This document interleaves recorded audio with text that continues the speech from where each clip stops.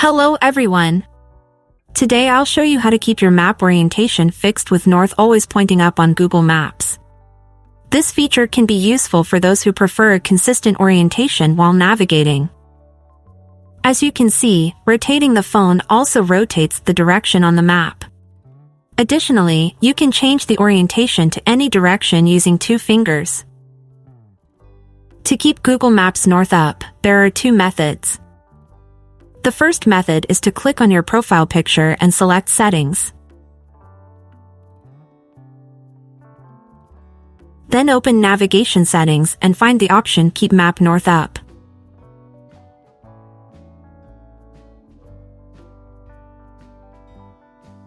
Enable this option. Return to your map, and now, when moving the map, north will always stay at the top of the screen. To disable this option, use 2 fingers to rotate the map. If you want to quickly return to the Keep Map North Up setting, click on the compass icon here. When north is facing up, the red needle on the compass will point upwards. This means the map is now locked with north at the top.